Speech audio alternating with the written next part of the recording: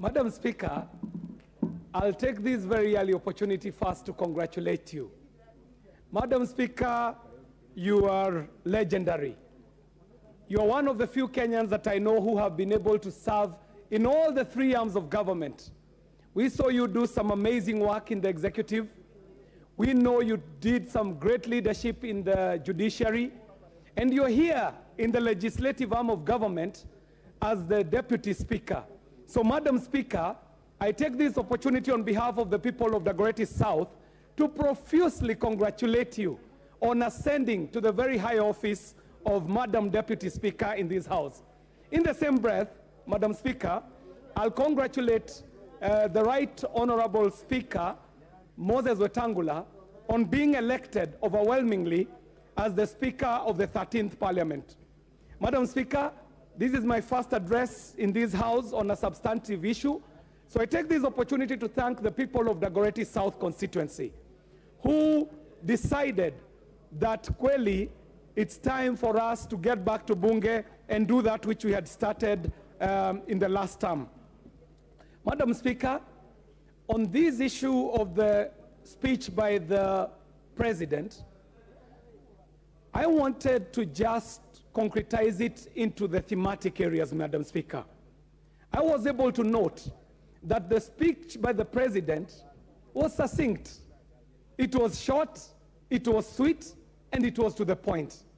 And after all was said and done, out of the many paragraphs, one is able to summarize it into 7 very profound thematic areas. His Excellency the President was able to speak on agriculture and food security and the grand plan that he has. But not only is he speaking about it, he has already actioned it through executive action, because we saw him moving our subsidies from consumption to production, Madam Speaker.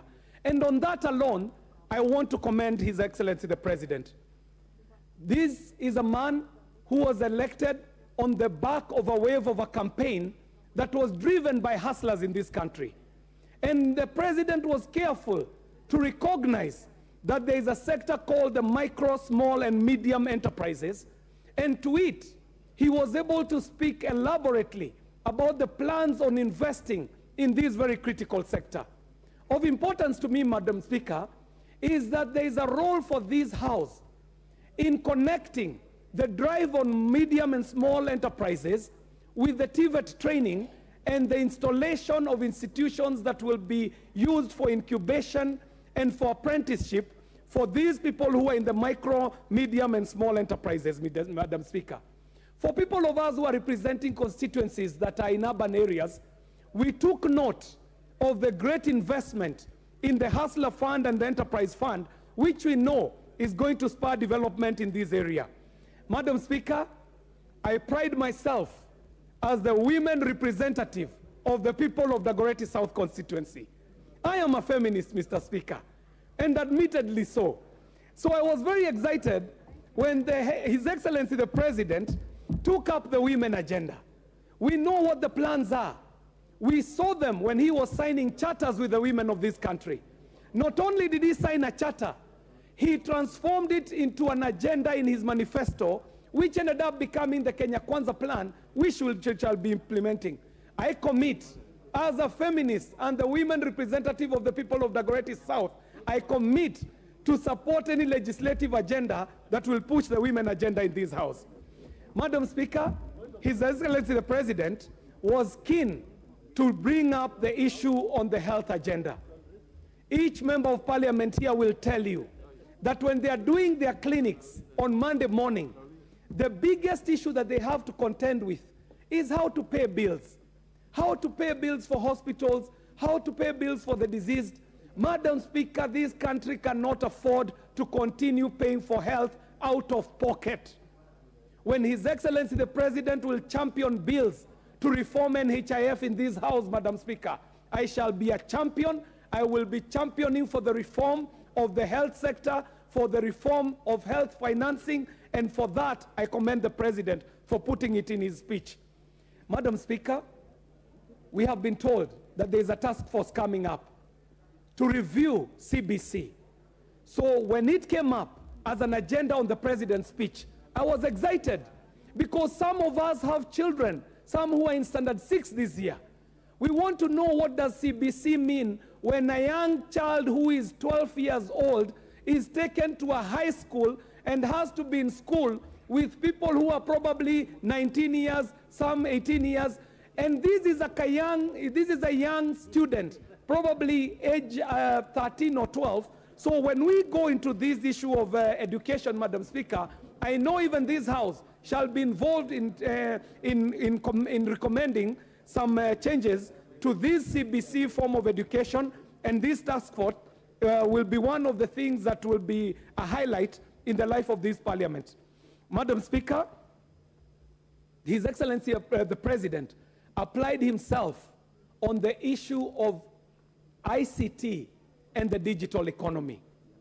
Madam Speaker, this is the sector that brought me up. And I would like to report to this House that in the world that we are living today, ideas are the currency. Data is the currency.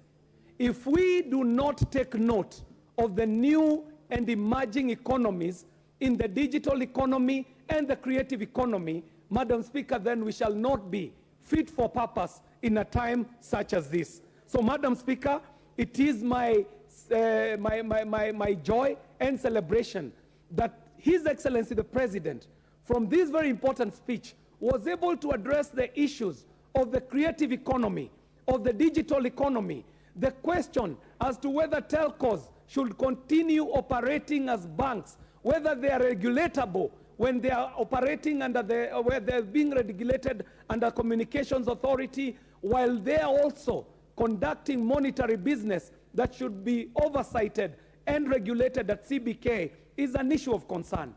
The issue of Fuliza and digital loans, Madam Speaker, is critical. We cannot have a country that is listed as people who cannot pay loans. Madam Speaker, the idea of moving CRB to a credit system was very welcome as an idea from His Excellency the President, and I know this House shall have a bite on this issue, and I know our members who are representing Kenyans who have been listed, who have been condemned, shall be contributing to this, Madam Speaker. Madam Speaker, for me, the housing issue is critical. I hail from this city. It is the city that brought me up. I do not know of any other place as people retreat to their rural areas. Nairobi is my ushago, so to say, Madam Speaker. So when this issue of housing was brought up by housing and settlement was brought up by His Excellency the President, I was keen to know what he has to say. Madam Speaker, I picked out a great idea of aggregation, of specialization, of standardization that speaks to the people of Dagoretti South, who are world-renowned as artisans, as Juakali sector idea leaders. Madam Speaker, if you drive on your way from Adams Arcade, from the Adams Arcade roundabout all the way to Karen, you shall see the streets lined up on both sides by people who are artisans, Juakali artisans. These are people who will benefit from this housing and settlement plan, Madam Speaker. Madam Speaker, because there isn't much time to lay out everything I wanted to say, I will leave it at the issue of corruption, Madam Speaker. The Honorable Member Fatuma from Migori did say that His Excellency the President had nothing to say about corruption. Madam Speaker, that speech was laden with issues that, if they are addressed, would address the main issue of corruption. But I want to remind us that even as we address corruption, we need to remind us what Mother Teresa tells us, that whatever you resist persists. We cannot keep glorifying corruption by giving it a high pedestal, Madam Speaker. Let us start speaking about integrity.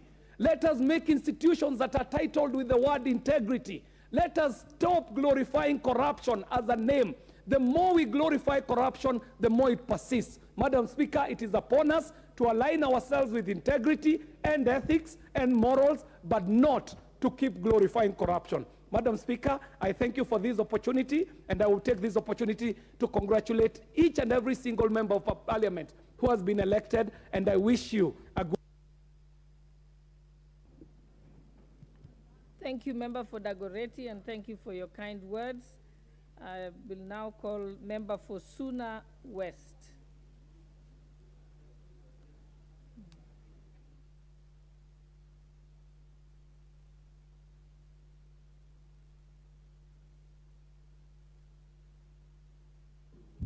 Thank you, Madam Speaker, for giving me this opportunity to contribute today in these hours. First, I want to congratulate you for being elected the Deputy Speaker of the 13th Parliament. Madam Speaker, before I say something about today's agenda, let me thank the people of Suna West, the great people of Suna West, for electing me for the second time to represent them in these very important hours. I want to thank the youths, the religious leaders, professionals, the business community, all those who worked down 24 hours to ensure that my second victory is one which I'm not even taken to court to be challenged. Mr. Speaker, Madam Speaker, well, as I continue to contribute in this today's motion, there are several areas that I want to mention, more particularly about the youths. Madam Speaker, we are talking about hustlers' money according to the President's speech. But hustlers are, some are old men, some are old women, some are youths. But particularly, I want us to emphasize on the issues of youths of this country, Madam Speaker. Many were promised that they will be pesa mfukoni, some were to be given 6,000 every month. But now that all of them are lamenting, if you read the book of Habakkuk, they don't know where, if there is money in their pockets, or at the end of the month they are going to get the 6,000. Can't we formulate a policy that we have a youth commission that will ensure that if small and medium enterprises money is given, youths are considered, because one, they don't have the startup capital, and two, they don't have major representative in both houses. So, Madam Speaker, I'll request this House, as we move forward and discuss this particular speech by the President, let us, as legislators, emphasize on the issues of youth so that they can be part and parcel of this country. Madam Speaker, on the universal health coverage, yes, we want to try to increase number of people being covered by NHIF. But let us also consider the standards of health in this country. Madam Speaker, we have very few referral hospitals. And if these hospitals, we don't increase the number to every county having a well-equipped referral hospital, we will continue losing the citizens of this country simply because they cannot access a standardized and health services. On the same note, Madam Speaker, we may talk of universal health coverage, but what about the health workers? Do they have a good representation? Because as we talk now, the county governments, the 47 counties, are not managing our health workers well. This House should consider forming health commission so that they can deal with the issues of health workers in the country, Madam Speaker. Madam Speaker, as well, on the same note, I want to talk about infrastructure. In the President's speech, he did not cover it. The people of Suna West were expecting a lot in terms of infrastructure. We have a major road in Suna West called Kababu Pinyuyi Adera Road. It is still unusable. And we were expecting a lot of money was to be put in infrastructure so that we can benefit from this money to make this road to bitumen standard. Madam Speaker, we have civil servants in this country. As we all know, that the living standard now, the cost of living is so high, but the salary remains the same.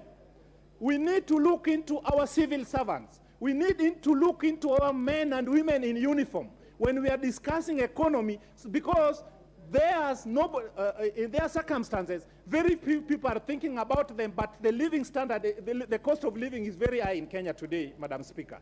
Madam Speaker, I want to talk about education. Our education system is confusing. Let us formulate policies which can guarantee standardized education. Today, even the professionals are not very sure of what is going to happen tomorrow. January is just next door, but we don't know which system we are going to use. But above all, Madam Speaker, the government has tried over a period of time on the issues of free secondary education. But the question is, the money allocated to each student in secondary school, is it sufficient as per the current situation? Something needs to be done about that. And apart from that, what we need also to do concerning school fee, Madam Speaker. Now the price of unga is 200 and something shillings. And principals are buying maize from the same market. And the allocation which was done 10 years ago still remain constant. Are we doing favor? Are we doing justice to these schools and our students, or we are losing it, Madam Speaker? So as legislators, I believe we can do something to salvage this country. Madam Speaker, I want to talk about the issue which was mentioned of KRA. I've never, world all over, I've been doing some small research. There is no friendly tax collector. A tax collector is a tax collector. The best thing which can be done is to come up with good policies where those who are paying tax can see or feel the value for their tax. By doing so, nobody will be complaining about paying tax. We need to see good roads, good hospitals, salary increment, Madam Speaker. Madam Speaker, on the issue of security, what are we doing about our people who are not secured? Are we increasing the number of vehicles to police officers? Are we increasing the salary for our men and women in uniform? Are we jailing criminals, or we are letting them free? Our court should do something about people who are bringing insecurity in this country, Madam Speaker. Madam Speaker, finally, I want to congratulate each and every member of this 13th Parliament for being elected. But I want to remind them that as we are being celebrated now, the next day we are going to be the enemies of the public. So we need to do things which will be remembered with. Whether you are in this house or outside this house, you must develop your people to an extent that when you are not in this parliament, people will still talk about you years after you have existed positions of leadership. Madam Speaker, I want to thank my party ODM and the party leader Raila Amolo Odinga for giving me an opportunity to serve the people of Suna West as an elected member of parliament through party. Last time I was in this parliament as an independent member of parliament, and the challenges I faced, I hope the current independent members of parliament are not going to face them. Therefore, we need to strengthen parties so that democracy can prevail in this country. We need people like Raila Amolo Odinga to be respected, to be given opportunity as the few statements we have in Africa today. Madam Speaker, allow me to say this. As we are talking about Azimio and Kenya Kwanza, we must know that there are people who contributed to the liberation we are enjoying today. Sometimes back there are areas who could not even develop themselves because there was no devolution. Some people died because of fighting for devolution. I can recall very well Dr. Odhiambo Mbai, who was killed because he was agitating and fighting for the people of Kenya to be liberalized for the second time. Madam Speaker, nobody was mentioned as a candidate for devolution ministry. That worries me because my background, I'm the last mayor of Migori, and I know what devolution can do. So therefore, something needs to be done so that we have a very powerful devolution minister so that we can strengthen our devolve unit for people to get services, even if you are in government or you are not in government. Thank you, Madam Speaker, for giving me this opportunity. What's your point of order? Member for Elders.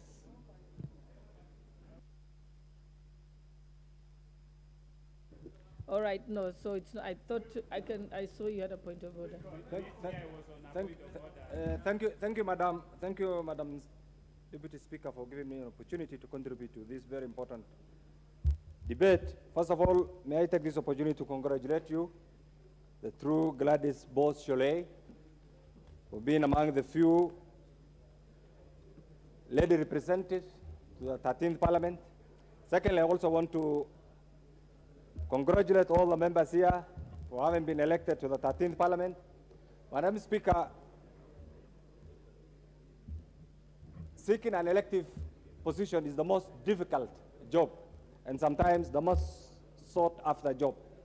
And this is why I want to welcome my colleagues to the 13th Parliament and enjoy both the pressures and pleasures of Parliament. And I'm sure in due course you will realize that there are certain things that we must not take for granted. Madam Speaker, going back to the speech, but before I go back to the speech, I also want to thank the people of Wajir West. I know we have our able member here, the Honorable Muliro Farah. That was my first constituency that showed me the door to politics. I was a member of Parliament twice, elected actually for 10 years, and then later on I moved to Eldas, and I'm doing my 5th term as a representative of the people of Eldas. Madam Speaker, one of the things that I've enjoyed in this speech, and I must appreciate one time with current actually president, who were classified as the young legislators, and we benefited from a program called the Young Legislators Program, sponsored by the U.S. Embassy. And we went around globetrotting actually to benefit from the benefits of being a newly elected young member of Parliament. That was 1998. We were there in America, visited over 18 states, and that really opened the door for us. One of the things that I appreciate and experience very good about this particular speech is respect for the separation of institutional roles. For those of us who are there and participated in the midwifing of the current constitution, one of the things that the August 2010 constitution actually emphasized is respect for the rule of law, and the respect for the rule of law is anchored in our constitution. Madam Speaker, you are a lawyer of many years' experience. The opening chapter, Article 1, emphasizes on representation and clearly spells out the nexus between representation and sovereignty. And that is one article that all of us must accept and pursue to the letter. Because at times you will realize, you'll be told, somebody will invoke Article 95, Article 96, and say the role of member of Parliament is not clearly defined. And even this animal called SRC up to now is yet to accept the role of the member of Parliament. It's not only limited to representation, no. The member of Parliament is an embodiment of everything in the Kenyan society. And that's why, Madam Speaker, if you want the best diplomats, members of Parliament, if you are the best economic advisors, are the members of Parliament. And in this country, when we talk about Kenya as a premier nation, and one of the things that was emphasized by His Excellency the President in the speech was development of the different sectors, in particular the economic sector, the security sector, the infrastructural sector, the education sector. All these requires an informed, knowledgeable, persistent member of Parliament through legislation, through oversight. And this is why, for me, Madam Speaker, without CDF, and I'll ask my colleagues here to accept this, and we should say no CDF, no representation. And I think that should be the slogan. Because without CDF, there's no need of being a member of Parliament. And this has been history. You need to go back to where we were in the 90s without CDF. And the member of Parliament was a miserable human being. What has given life, human dignity, and face to representation is the presence of CDF. Please, whatever you do, regardless of our different political persuasions, CDF must remain an integral part of our day-to-day activities. That's why I appreciate when His Excellency talked about retention of CDF. And I'm sure how that will happen is up to all of us to pursue to the letter. Otherwise, dictators from the Treasury mandarins, they have always been there. They are not loyal to you, they are loyal to their interests. But for you, your loyalty is directly to those who have brought you to this house. And that is a very important ingredient actually in your life.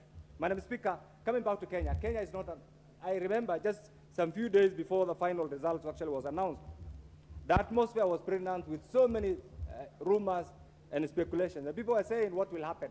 Tribal advice here, so many challenges. But one thing that we must appreciate is the resilience of the people of Kenya, the maturity of our democracy, and Kenya, not only as just a country by the name, as a premier republic. A premier republic in which form? Today, in Ethiopia, an eventful day is happening. Why? The effects of Safaricom diplomacy. The effects of Safaricom diplomacy is now being felt in the entire Horn of Africa. And we're going to be very proud of that event, because very soon the benefits of Safaricom will be felt all over. Equally, Madam Speaker, Kenya is an economic hub. Kenya is a security hub, it's a diplomatic hub. These are things that we must appreciate as citizens and as the representatives of the people. Madam Speaker, the other day this country was voted as the best in human resource capital. What do we need to benefit from this is our diaspora diplomacy. I know very soon there will be an inclusion of the hustler diplomacy as one of the tenets of our foreign policy. But before that is domesticated. The diaspora diplomacy has greatly contributed and improved, greatly contributed to our economy. It's something that each one of us here as a parliamentarian, as part of our parliamentary diplomacy, must be prepared to engage in. And this is why, Madam, in this era of representation, if you look at another jurisdiction, in other democracies, parliamentarians are the best diplomats. In the Kenya context, the parliamentarian is not regarded as somebody well-informed, simply because of the basic definitions that other people who are not friendly to Parliament have given to Parliament. Madam Speaker, one thing, the issue of drought, His Excellency the President has alluded to this, but one thing that colleagues from Northern Kenya actually must accept and pursue, the era of food relief syndrome must come to an end. We need irrigation. We need water, Madam. We need to revive Kenya Meat Commission.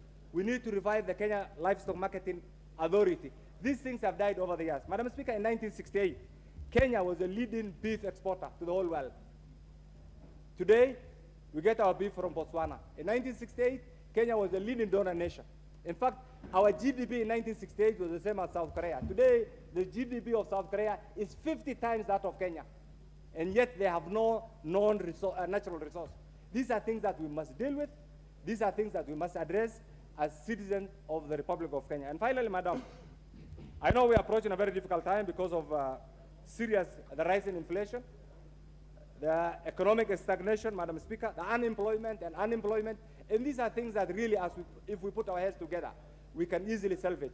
We are surrounded by countries that have had serious security challenges, and that's why Kenya remains a very important component of the international community, and that's why I believe in their own wisdom, the international community decided to elect Kenya actually as a member of the United Nations Security Council. That is not a mere achievement, it's a serious achievement which we must be prepared to jealously protect.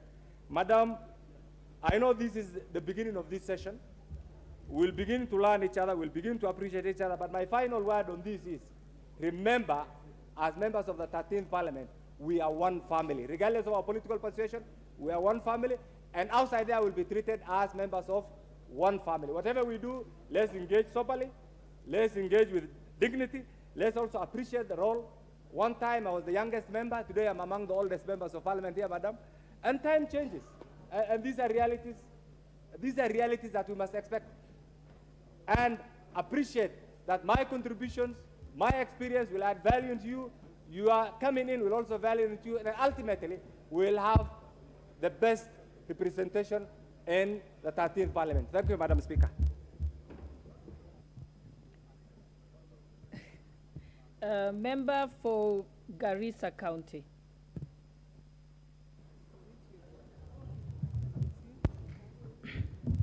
Thank you, Madam Speaker. My name is Amina, Women Representative, Garissa County. First and foremost, I would like to thank the people of Garissa County for voting me in. I'm a desert flower, a young lady, and a humanitarian before I became a politician. Thank you. Congratulations for being elected the Deputy Speaker. As a woman, I'm proud of you. Thank you, Madam Speaker. The speech was short, concise, and to the point. The speech was largely people-centered, and it was about Wanjiku and reflected the aspiration of the new president in charge of the lives of the ordinary citizens. However, Madam Speaker, there were notable gaps. Million-plus citizens in more than 23 counties are being affected by the drought, more so the people of Garissa County, Madam Speaker. And the larger northern Kenya are staring at death and starvation, Madam Speaker. Mothers and children are worst affected, especially the lactating mothers and infants. The speech ought to have usually centered around this recurring problem that affects the people of the North every year. The situation is grim, Madam Speaker, horrific and despairing, and people are dying each day because of hunger.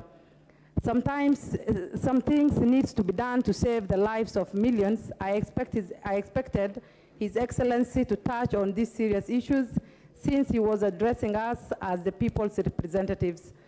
Under our Constitution, the state is responsible of the lives of all Kenyans. Efforts must be made to ensure no Kenyan will lose his life because of hunger.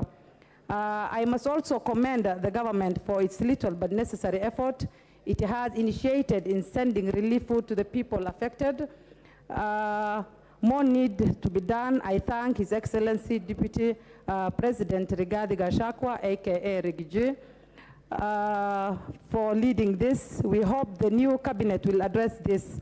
Another important issue that His Excellency the President forgot is the good message of unity in our country. He is no doubt the president of 50+ Kenyans, both of those who voted him and those who did not vote for him. Without a commitment to the unity of the nation, the government may not succeed in its endeavors. The unity of our people is paramount, Madam Speaker. The President is a symbol of national unity. Under our Constitution, we pray for him and pray for our nation as we expect him to unify Kenyans, Madam Speaker. Also, the President said he is a believer of the rule of law, and I believe that Azimio is the majority, and I hope the role of law, the law will be respected, and Azimio should be the majority. Thank you, Madam Speaker, and I'm proud as a woman to have a deputy speaker, Madam Speaker. Thank you very much. Thank you, Member for Garissa County, and thank you for being brief. Members, I think the reason why we had the procedural motion on limitation was to ensure that as many members as possible have an opportunity to speak, particularly those who are making their maiden speeches.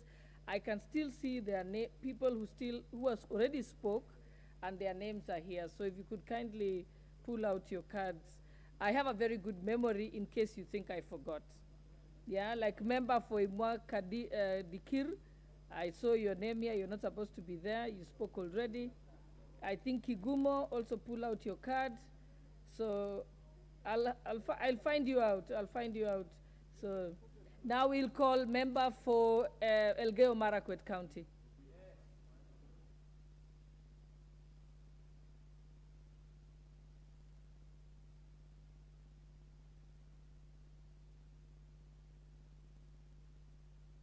Member for Elgeyo Marakwet County, proceed.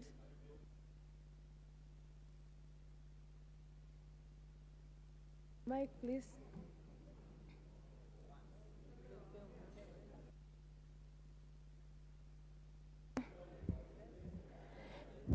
Okay, thank you. Madam Speaker, I want to thank you for giving me this opportunity, at least to make my maiden speech. I thank you, and first and foremost, I also want to thank God for giving me this opportunity, and also to thank the people of Elgeyo Marakwet for electing me into this august house. Madam Speaker, I want also to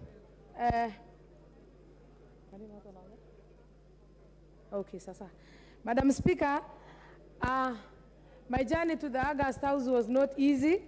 I come from Elgeyo Marakwet County, and you know it was the bedroom of UDA party, but the people of Elgeyo Marakwet believed in me and voted for me overwhelmingly, and I want to thank God because of that.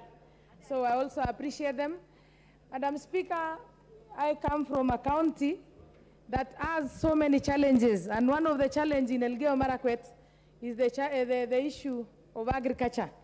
People of Elgeyo Marakwet, Madam Speaker, most of them, 100% of the residents of Elgeyo Marakwet are farmers. They are either keeping domestic animals or they are farming. Madam Speaker, the issue that has been affecting the people of Elgeyo Marakwet recently is the issue of fertilizer, and I want to applaud the President for talking about the subsidizing the inputs of farmers. So I want to commend that, and I believe that going forward, the life of a farmer is going to be as rosy as the life of somebody who lives in the city and enjoying what comes from the farm without knowing the hustle and the bustle that the farmer is going through. Madam Speaker, I also want to assure my people of Elgeyo Marakwet that I'm going to make sure that we handle the issue of banditry in the Kerio Valley. Madam Speaker, the people in Kerio Valley don't enjoy peace because there are people who have taken law into their hands and they live with firearms the way they want. So, Madam Speaker, going forward, I believe that in this house, through this house, I'm going to make sure that I legislate properly and make sure that we're going to live like any other person living there. The issue of banditry in Kerio Valley, Madam Speaker, is about time that is categorized like terrorism, because a bandit is more than a terrorist. Madam Speaker, if you can remember last year, the people who died in the Kerio Valley, who are killed by people who have illegal firearms in their hands, are more than the people who are killed by Al-Shabaab maybe in the past 5 years. So the Al-Shabaab and the bandits are all in the same category. And through this house, Madam Speaker, I'll ensure that we are going to categorize those people as terrorists. And probably it will come to an end. The issue of banditry will come to an end. Madam Speaker, I also want to talk about, I also want to assure the people of Elgeyo Marakwet that we had two projects, the Aror and Kimwarer Dam projects, Madam Speaker, that the previous government ensured that they massacred those projects at the expense of the benefits of the people of Elgeyo Marakwet. I'll make sure that the same projects are brought back so that it can help the people of Elgeyo Marakwet to do irrigation, to irrigate and be able to farm their crops, Madam Speaker. Allow me also, Madam Speaker, to thank the President of the Republic of Kenya for ensuring that he has the issue of mama mbogas and the hustlers. This country, Madam Speaker, the gap between the rich and the poor is widening day and night. Because the poor people get poor daily. Through the Hustler Fund, I believe that the people of Elgeyo Marakwet are going to benefit and be able to use the revolving fund and ensure that they improve their lives. Madam Speaker, since I know so many people are already queuing here to give their maiden speech, I would wish to donate the extra time that I will that I still have, so that even my member of parliament from Marakwet will find time to give his maiden speech.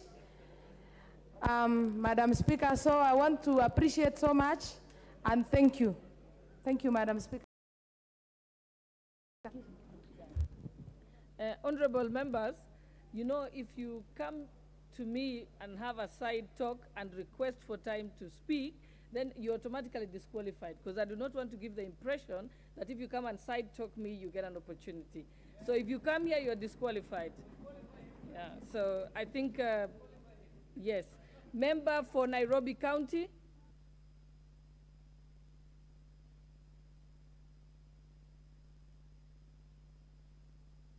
To inquire if your card is working, then you ask the clerk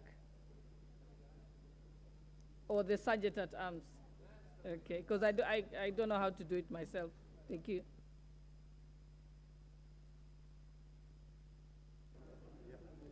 Thank you, Madam Speaker. Allow me to first start by congratulating you for being elected as the Deputy Speaker of this august House. I also want to congratulate our Speaker, Honorable Moses Wetangula, for being elected, and to congratulate every member of Parliament that made it back. It is said that we are the highest number, we had the highest number of returns in Parliament, so I want to congratulate all the members. And I also want to congratulate my worthy opponent, Millicent Omanga. We had an amazing campaign together. We did not tread on each other's toes, and she accepted and conceded defeat, and at the same time congratulated me. I think that's the kind of politics that we want. While I stand here, I want to congratulate also the country. Kenya as a country has actually come and grown in democracy. We have had a peaceful election. There are lots of people that were hurt by this election, over 7 million people. But I want to say that we stood for the democracy, and that democracy is the respect that we all have. The people that supported Raila Amolo Odinga and the Azimio fraternity, the respect that we have for democracy, and I want to congratulate Kenyans for that peaceful election. We're a model for the entire world. I also want to take this opportunity to thank the Nairobi voters, those who voted for me, those who didn't vote for me, and those who didn't show up to vote. I want to say that we understand that there might have been a lot of voter apathy, and that is something that we as leaders will strive to work for, to strive to make you understand that voting is an important exercise. 8 million people did not show up to vote, and that should be a concern to every elected leader. Now we are here to discuss the presidential debate. What I would like to say is, while we're looking at the presidential debate, the one thing, sorry, not the presidential debate, the presidential speech, I would like to first congratulate the president for being sworn in as the president of this country. And while I looked at the speech and I heard the speech, Madam Speaker, the one thing that I say is that this country, after an election, we try to come together. And today, as we sit here and we discuss the presidential speech, I want to say that the president talked about and touched on a number of issues. For me, it's not about whether it was a long speech or a short speech. What I took back, continue the programs that they had in the 12th Parliament. The programs like housing, the problems like food for security, infrastructure, and I believe that that kind of continuity is important. As a woman representative, when I came into office, I found projects that my predecessor had done but not completed, and I continued with them. So that is very important. We recently accompanied the president as he was launching a housing project. So that is a project that started in the last administration where he was the deputy president, and it's a project that he wants to continue. I like the fact that he actually spoke to the fact that the rental income will be low and that the people will be able to afford the houses. Nairobi has got a slum in every corner. The people of Nairobi want better housing. That was part of the agenda, the 4 agendas of the government, and I believe that continuity of programs that are good will be very favorable for this country. The area that I have a problem when it comes to food security is our rush for GMOs. I believe that the whole world, if you go to Europe right now, the most priciest commodities are commodities that are organic. So when we start thinking of GMOs, I believe that we should start trading slowly. Much as we want to feed our people, we have to make sure that we understand that as a country, we want to be also able to not just feed ourselves, but to export our products. We have to think twice, and we have to educate the people, because with the rise in cancers, if we rush to GMOs, we might end up also having a situation where we're increasing our medical costs, and we also have UHC as a big program for this country. Madam Speaker, when I think of the idea of saving, I saw that the president talked about the fact that when you retire, your NSSF contributions will not be sufficient for you to retire at the rate of 200 shillings. He talked about 2 shillings and then 1 shilling coming from the state. That is very good, but at the same time, what we have to realize that if we don't handle the big elephant in the room, which is corruption, then we will be faced with a situation where people are saving and the money is being siphoned out and stolen and not invested. When you have housing, I believe that when we save for retirement, one of the things that we should offer our citizens is affordable housing. We see a lot of citizens that have worked very hard and they can hardly live on the retirement benefit that they get from the government. When it comes to the borrowings that we have in this country, The President touched on reducing the budget by over 300 billion and ensuring that our debt repayment, the excess that we have to borrow every year of 900 billion is reduced by 300 billion. That is a good initiative, but then we have to ask ourselves, where are we going to find this money? For me, I believe that this country loses so much more than the 300 billion to corruption. So while we're strengthening our institutions, like we're strengthening the judiciary, we're strengthening the police, we're giving them budgets so that they can sustain themselves, we've got to want to deal with corruption. An area that I had hoped that the President would have looked into is for investment and investor confidence. This country right now makes it very difficult for people to actually invest and bring money into the country. You have a situation where if you want to deposit any money, the maximum that you're allowed to deposit is $10,000. A lot of Kenyans have got money outside of this country, and they cannot come and bring this money into the country, which we desperately need. I believe that we should allow some kind of amnesty to bring in the money and remove that obstacle where you have to deposit only 10,000 and provide sufficient documentation for it. The problem is that is stifling a lot of people coming into this country to make investments. I believe that not every money that comes into this country, over $10,000, could be stolen money, but we're making it very difficult for people to actually come into this country to invest because of the red tape that we have. Kenya as a country, I want to say that we are blessed, but we have a situation right now which is drought.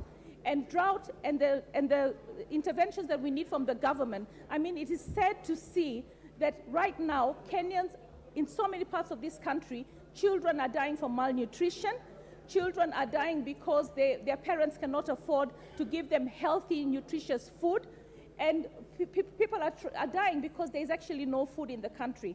So while we talk about the fact that this country does not have enough food, I think the most important thing that we have to address as a country is also family planning. At the moment, we do not have enough family planning in this country. We do not buy commodities. Family planning is dependent on donors. Every country has to plan its population. And in Kenya, we have failed to plan our population. In the 1960s, when Tom Mboya was asked by the BBC, what are your programs for your country? The first thing he said was we have to look at our population, because for us to grow our economy, we have to make sure that we also manage our population. It is really, really sad to see a number of women having children, not because they want children, but because they did not have access to the information on family planning, they did not have access to the commodities. And then these women have children, and then they're condemned to abject poverty. So for me, I know that we say we're a Christian country, but I want you to understand that even God himself was a family planner because he believes in family planning. And in the cycle of a woman, there is a period where a woman cannot have a child. So for me, I think as a country, we need to plan our population so that we can actually look after our environment and also protect the citizens of this country to be able to prosper. Thank you, Mr. Speaker, sir, for giving me this opportunity to contribute to the presidential address. Thank you. Member for Kandara.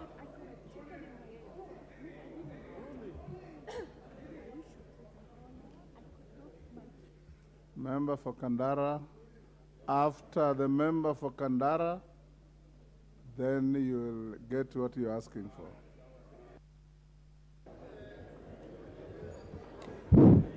Thank you. Thank you, Mr. Speaker, sir. I take this opportunity, Mr. Speaker, to congratulate you on your election by this House as our Speaker. Mr. Speaker, having said that, I also wanted to congratulate your Deputy, Madam Honorable Gladys Shorey, for being elected as the Deputy. May I also then go further to congratulate each and every member of this House for a very hard job to ensure that you are elected to this House. Mr. Speaker, I then go to congratulate my colleagues, the women members elected from the 29 constituencies Mr. Speaker, that have agreed to elect women members of parliament. Mr. Speaker, we are 29. I recognize that we lost 8 women by failure to retain the last house. We were 23. I was the chair of that caucus. Now we have 29. We hope to retain and get an addition. Yes, we do appreciate that those constituencies that continue to elect women, and specifically my constituency, Kandara constituency, for giving me a 3rd honorable term to serve them, Mr. Speaker, I truly will remain grateful. It is an unusual situation for a woman to be elected 3 terms, particularly from where we come from. We are still very conservative, and therefore Kandara constituency has demonstrated progressive thinking and action towards political development. Thank you. And I also want to take this opportunity to thank His Excellency, the President of the Republic of Kenya, Dr. William Samoei Ruto, for seeing it fit to appoint me as the Cabinet Secretary, Water, Sanitation and Irrigation, subject to the approval of the House. And I truly, subject to the approval of this House. Is a very important process, and nobody should take the House for granted, even though we have received appointment. And I will look forward to appearing before the relevant committee. Thank you. Thank you for those who have said that we will approve. I truly will appreciate that. Let me make some contribution to the address of because I know I may not have much time if I'm approved by this House, and I'm truly grateful for this opportunity to contribute to the address by His Excellency. And for the new members who may not know me, my name is Alice Muthoni Wahome, MP for Kandara constituency, and Kandara is in Murang'a for record purposes. Mr. Speaker, I think it is important to read this address, and I know we listened to the address of His Excellency the President.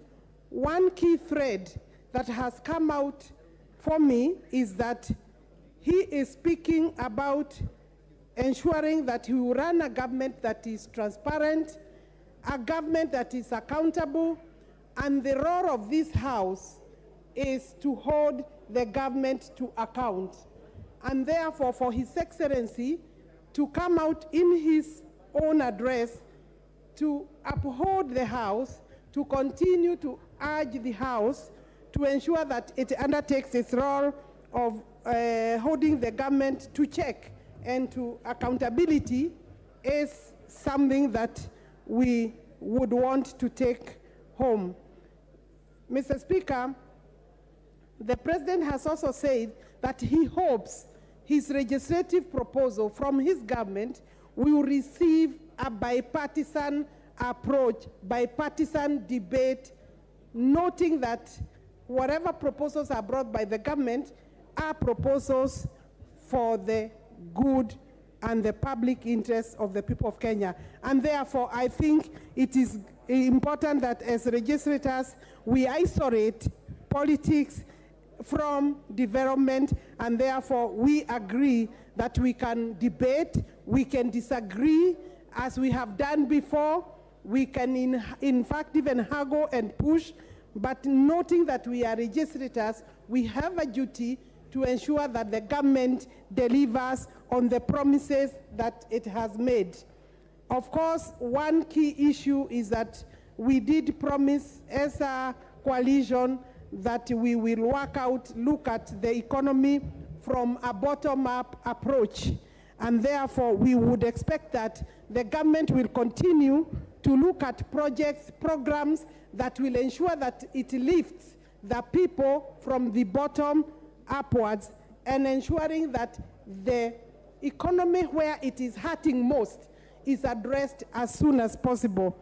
Mr. Speaker, the address by the President also speaks to reducing the borrowing of this country, and particularly the President seems to detest the fact that the country has found itself borrowing to finance recurrent expenditure. Mr. Speaker, no country can be proud if they are borrowing, instead of putting money to development, to production, to industry development, we are borrowing to meet our recurrent expenditure, and therefore appreciate the fact that that has been picked up very early in this government's term. I have also looked at something relevant to the portfolio that have been appointed for, that is ensuring that there is access to water, current water coverage, or access to water being 60%, and that the government hopes that we shall push it to 80%, and we target to raise 500 billion shillings. That is in this address. Mr. Speaker, I hope that it will be possible to work with the public-private partnerships, investors, to be able to raise the 500 billion shillings. My office, if I'm approved by this House, will remain open to members of Parliament and make sure that we continue to work for the benefit of the people. And I know that in terms of the legislature and the executive, if the relationship is improved, enhanced, and that we ensure that there is a logical, prudent, reasonable working relationship, we can be able to make a difference. We can be able to deliver to the people, noting that where we are as a country, nobody is very proud of the fact that the country is on its knees literally, and that we all need to work very hard. The people of Kandara, Your Excellency, I want to finalize with that, are a bit anxious, fairly anxious. I know that they expected a 5-year term from me, having elected me with quite a good number of votes, and that right now I know campaigns are ongoing. I will be having an opportunity, I'm sure, to seek approval of my constituents to be able to move to the next office.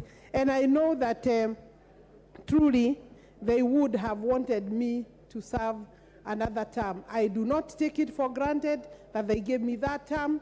I'll be consulting them. We shall be engaging even before I come to appear before the relevant committee. Thank you for listening to me, members. See you. I am here until you get me out of here. I'll be coming here. Thank you. Thank you. Thank you, Honorable Member for Kandara.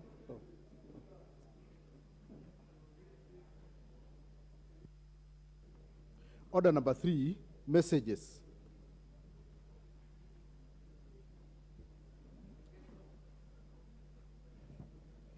Honorable members, I have a communication to make, rather a message to deliver, and a ruling that follows our debate earlier in the week. Honorable members, this is a message on the nomination of persons for appointment to the offices of Cabinet Secretaries, Secretary to the Cabinet, and the Attorney General. Honorable members, Standing Order 42.1 relating to messages from the President provides that the Speaker shall read to the House any message from the President delivered to the Speaker for communication to the House. In this regard, I wish to convey to the House that I have received a message from His Excellency the President notifying the nomination of various persons for appointment to the offices of Cabinet Secretaries, Secretary to the Cabinet, and the Attorney General. Honorable members, in the message, His Excellency the President conveys that in exercise of powers conferred on him by Article 152.2, 154.2, and 156.2 of the Constitution, as read together with sections 3 and 5 of the Public Appointments Parliamentary Approval Act 2011, he has nominated various persons for appointment to the aforementioned offices. For clarity, these provisions of the Constitution state as follows. 152, Cabinet. The President shall nominate and with the approval of the National Assembly appoint Cabinet Secretaries. 154, Secretary to the Cabinet. The Secretary to the Cabinet shall be nominated and with the approval of the National Assembly appointed by the President. 156, the Attorney General. The Attorney General shall be nominated by the President and with the approval of the National Assembly appointed by the President. Honorable members, the names of persons submitted to this House for approval to be appointed as Cabinet Secretaries are as follows. 1, Honorable Musalia Mudavadi EGH, Office of the Prime Cabinet Minister. 2, Honorable Professor Kithure Kindiki EGH, Cabinet Secretary, Minister of Interior and National Administration. 3, Professor Njuguna Ndungu CBS, Cabinet Secretary for National Treasury and Economic Planning. 4, the Honorable Alice Wahome, Cabinet Secretary, Minister of Water, Sanitation and Irrigation. 5, Honorable Aden Duale EGH, Cabinet Secretary, Minister of Defense. 6, Ms. Rebecca Miano CBS, Cabinet Secretary, Minister of East African Community and ASALS and Regional Development. 7, Honorable Alfred Mutua EGH, Cabinet Secretary, Minister of Foreign Affairs and Diaspora Affairs. 8, Honorable Aisha Jumwa Katana, Cabinet Secretary, Minister of Public Service, Gender and Affirmative Action. 9, Honorable Moses Kiarie Kuria, Cabinet Secretary, Minister of Trade, Investment and Industry. 10, Honorable Soipani Tuya CBS, Cabinet Secretary, Minister of Environment and Forestry. 11, Honorable Kipchumba Murkomen EGH, Cabinet Secretary, Minister of Roads, Transport and Public Works. Can the members at the bar take their seats, please?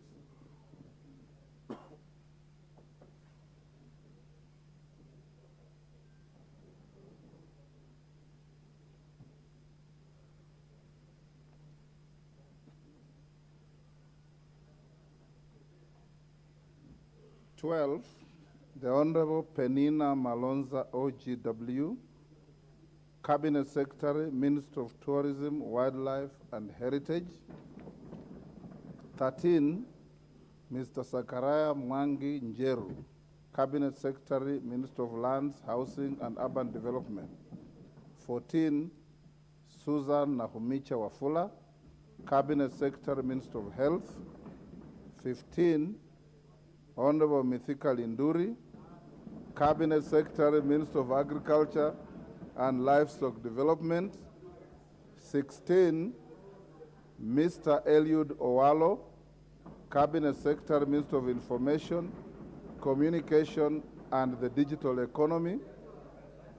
17, Honorable Ezekiel Machogu CBS, Cabinet Secretary, Minister of Education. 18, Mr. Davis Chirchir, Cabinet Secretary, Ministry of Energy and Petroleum. 19, Honorable Ababu Namwamba EGH, Cabinet Secretary, Minister of Youth Affairs, Sports and Arts. 20, Mr. Simon Chelugui EGH, Cabinet Secretary, Minister of Cooperatives and Micro, Small and Medium Enterprises, MSME Development. 21, Honorable Salim Mvuria EGH, Cabinet Secretary, Ministry of Mining, the Blue Economy and Maritime Affairs. 22, Honorable Florence Bore, Cabinet Secretary, Ministry of Labor and social protection. Honorable members, in the message, the President also conveys that he has nominated the Honorable Justin Bedan Njoka Muturi, EGH, as the Attorney General and Ms. Mercy Wanjau as Secretary to the Cabinet. His Excellency the President now seeks the approval of the National Assembly on the nominees for appointment to the said offices.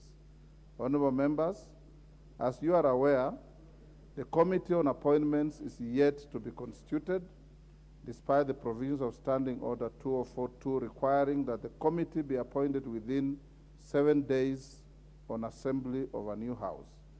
This has been occasioned by the fact that the House Business Committee, which is yet to be formed on account of the question of the leadership of the majority party and the minority party, which I'll just rule on after this. It is in the House Business Committee, which is charged with the responsibility of nominating members to sit in the Committee on Appointments, save for the slots reserved for the leadership of the House. Honorable members, having resolved, I think it's jumping the gun, having resolved the stalemate in a short time to come, we will then move to the next level to process these appointments.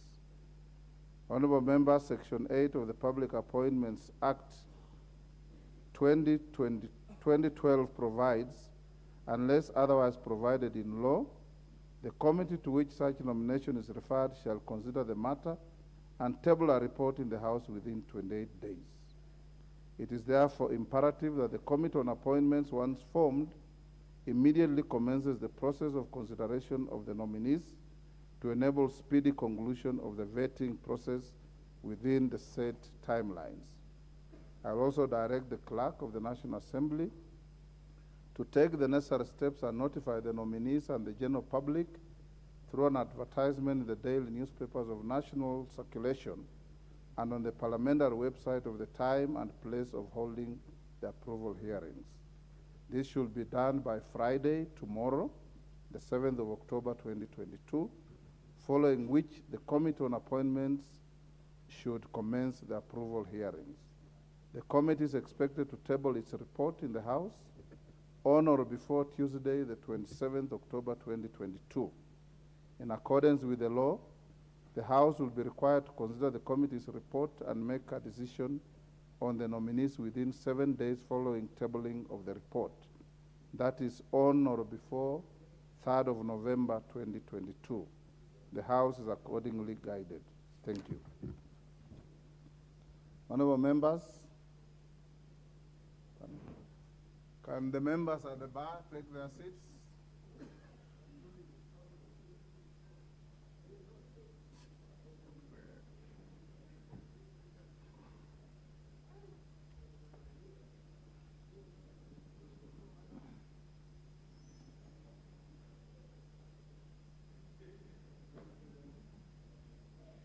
Honorable members, the following is a ruling on a matter that has been contested before this House, a matter that has been contested in correspondence with my office, and a matter that has taken center stage in the public media on the issue of leadership of the National Assembly in the 13th Parliament.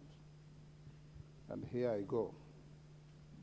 Honorable members, you will recall that during the afternoon sitting of Tuesday, 4th October 2022, I did inform the House that a question had arisen on the manner of constituting the House Business Committee, especially with regard to the membership reserved for the leaders and whips of the majority party and the minority party, respectively. In guiding the House on the business to be transacted before the establishment of the House Business Committee and the manner in which the business would be moved, I did indicate that a question had arisen as to who the bona fide leader of the majority party in the House is. I proceeded to allow the House to address me on this matter and gave priority to the designated party leaders and whips of the Kenya Kwanza coalition and the Azimio la Umoja One Kenya coalition political party. In the debate that ensued, the Honorable Kimani Ichung'wah tabled various coalition agreements entered into by the constituent parties of the Kenya Kwanza coalition and deposited with the registrar of political parties. The Honorable Silvanus Osoro also tabled letters relating to the matter as excerpt of the minutes of the parliamentary group meeting and a list of attendees of the meeting during which the party leaders were elected. Similarly, honorable members, the Honorable Opio Wandai tabled a copy of a letter dated 7th September 2022 from the Registrar of Political Parties addressed to the Clerk of the National Assembly, conveying what the Registrar termed as constituent parties of the Azimio la Umoja One Kenya coalition party, the Kenya Kwanza Alliance, the name of one party which was not affiliated to any coalition, and an indication of parties that had filed constitutional petitions and objections on their membership of the Azimio coalition. Honorable members, while contributing to the debate, the Honorable Junaid Mohammed also tabled what he claimed to be the coalition agreement entered into between the constituent parties of the Azimio la Umoja One Kenya coalition party. Several other members also weighed in on the matter, including the Honorable Member for Garissa Town, Adan Duale, nominated member, the Honorable John Badi, the member for Ugenya, the Honorable David Ocheng, the member for Tiati, the Honorable William Kamket, the member for Kimilili, the Honorable Didmas Baraza, the member for Kadhiani, the Honorable Robert Mbui, the member for Nmucui, the Honorable Samuel Chepkonga, the member for Embakasi East, the Honorable Babo Wino, the member for Kiharu, the Honorable Ndindi Nyoro, nominated member, the Honorable Sabina Chege, the member for Kibwezi West, the Honorable Mwengi Mutuse, the member for Mandera North, the Honorable Bashir Abdullahi, the member for Laikipia North, the Honorable Sarah Korere, the member for Ganze, the Honorable Kenneth Kazungu Charo, the member for Alego Songa, the Honorable Samuel Atandi. Other honorable members who spoke on the matter include the member for Tinderet, the Honorable Julius Meli, the member for Kilifi North, the Honorable Owen Bayer, the member for Kabondo Kaspul, the Honorable Eva Obara, the member for Kangundo, the Honorable Fabian Muli, the member for Dagoretti South, the Honorable John Kiarie, the member for Embakasi South, the Honorable Julius Mawade, the member for Kiminini, the Honorable Bisao Kakai, the member for Mhaya, the Honorable Omboko Milemba, the member for Taraka, the Honorable George Murugara, the member for Dagoretti North, the Honorable Beatrice Elachi, and at the conclusion of the debate, I reserved my considered ruling for today. There are many other members who came up on a point of order. I need not mention them. On the onset, honorable members, permit me to amplify a portion of the contribution made by the Honorable John Badi, in which is key to the resolution of this matter. The Hansard records the Honorable Badi as having said that there is no contention over which members constitute the leadership of both the Kenya Kwanza coalition and the Azimio la Umoja One Kenya coalition. The only contention that exists and which formed the basis of the debate which ensued is over which of the two is the majority. Honorable members, Article 108 of the Constitution establishes the offices of party leaders in Parliament and outlines the order of precedence to be observed in the National Assembly.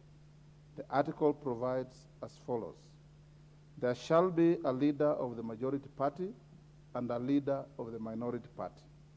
The leader of the majority party shall be the person who is the leader in the National Assembly of the largest party or a coalition of parties.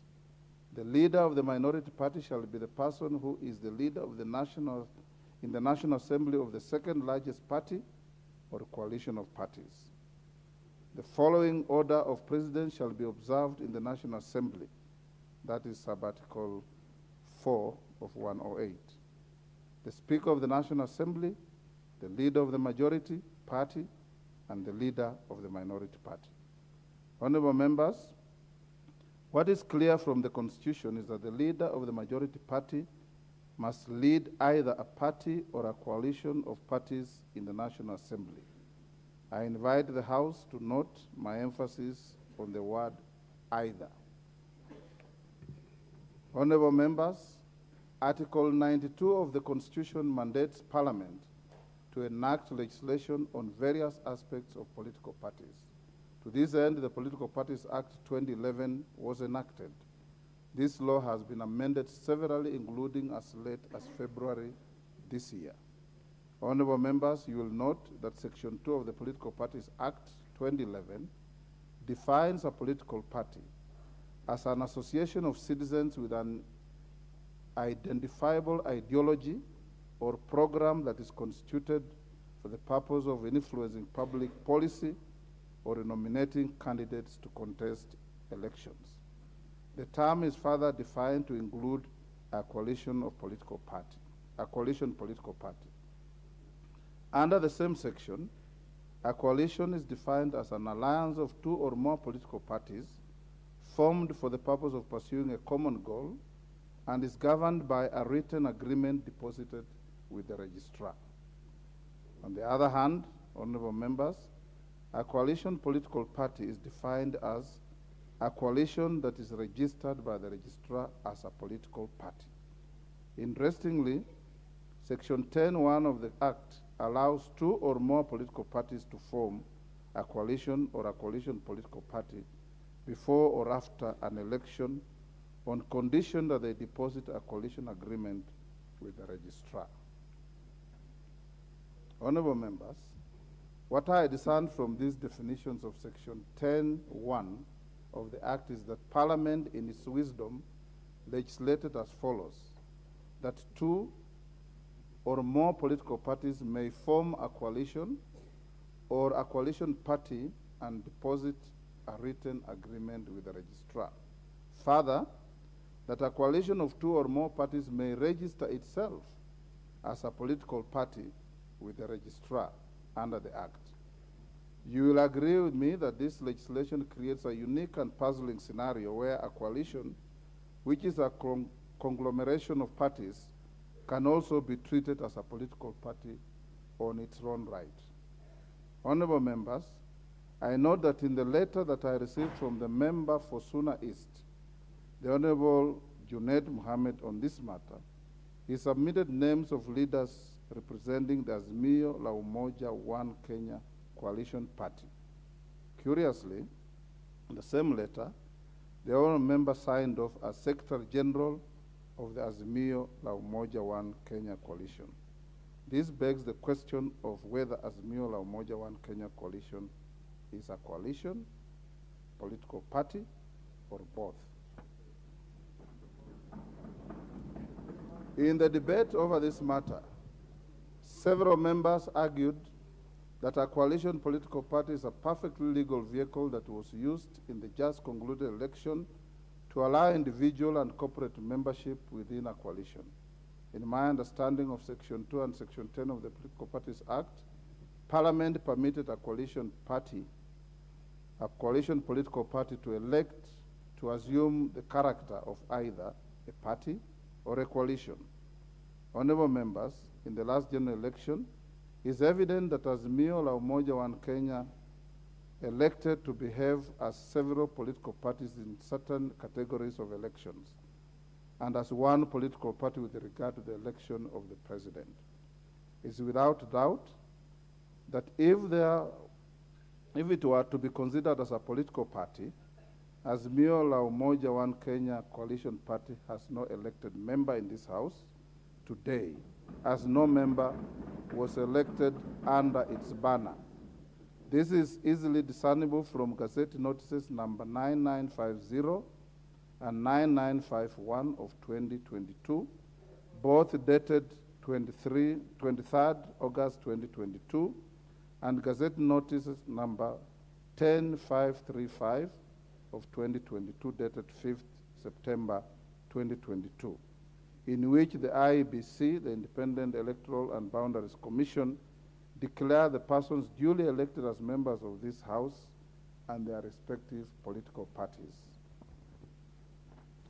Further, honorable members, it is notable that with respect to the members nominated to this House, the Azimio la Umoja One Kenya Coalition political party elected to nominate members under the names of its constituent parties. This can be seen from the Gazette Notice number 10537 of 2022 dated 7 September 2022 and Gazette Notice number 10710 of 2022 dated 9 September 2022. The Azimio la Umoja One Kenya Coalition Party seems to have elected to enter this House in both elective and nominative positions through its individual constituent parties. It is a clear demonstration of the coalition party's respect for freedom of association under Article 36 of the Constitution, which exercise of political rights under Article 38 of the Constitution and the freedom of speech and debate in the House under Article 117 of the Constitution. Honorable members, Article 108 of the Constitution also allows a coalition to elect and designate their choice of the leader of the majority party. The claim by the Kenya Kwanza coalition is based under this limb.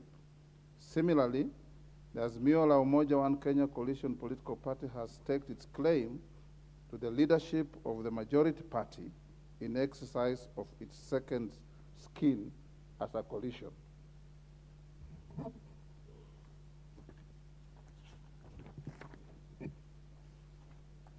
Honorable members, what is clear from the Constitution is that the leader of the majority party must lead either a party or a coalition of parties in the National Assembly and not both. Indeed, I noted earlier in this communication, in determining the matter confronting the House today, one must ask the question whether the entities claiming the leadership of the majority party are parties or coalitions. The provision of the Constitution seems not to envisage the position of the leader of the majority party being claimed by an entity that is both a party and a coalition of parties.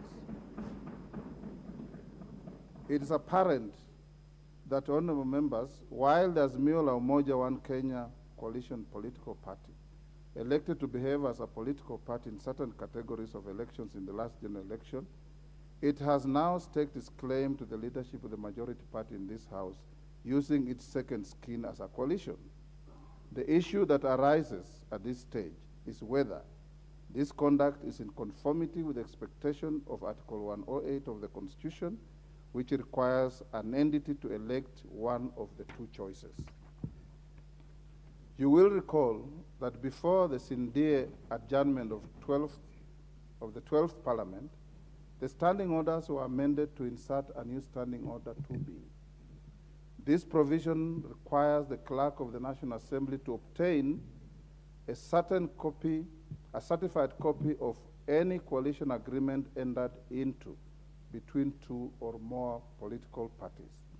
This amendment was necessitated by a dispute that arose at the beginning of the 12th Parliament on the entitlement of the constituent parties of the then National Super Alliance Coalition, commonly referred to as NASA Coalition, to a share in the membership of the Parliamentary Service Commission. It was not possible for the then Speaker to resolve the issue without access to and perusal of the then NASA Coalition's agreement deposited with the Registrar. Apart from resolving any disputes related to the membership of the Parliamentary Service Commission, it would interest members to note that pursuant to Article 2152 of the Constitution, part of the membership of the Commission on Revenue Allocation is also drawn from nominees of the majority party and the minority parties in the House. This is the basis upon which the standing order was introduced in the last Parliament so as to enable the Speaker to discern the undertakings made by the parties with regard to the positions available to the House. The sharing of nominees for appointment to commissions such as the Parliamentary Service Commission and the Commission on Revenue Allocation, entitlement to positions in the East African Legislative Assembly, and where necessary, determining the relative majorities in the House. Journals of the House indicate that this provision was hardly intended to be used to resolve questions of which party or coalition of parties has sufficient numbers in this House so as to be entitled to elect the leader of the majority party. Honorable members, the Political Parties Act provides a general framework for the formation of coalitions, but leaves the substantive provisions to the formulation of the respective parties to a coalition. Where the substantive provisions of a coalition agreement are unclear, ambiguous, or are in contention, the interpretation of the intent of the parties is left to the general jurisdiction of the legal system.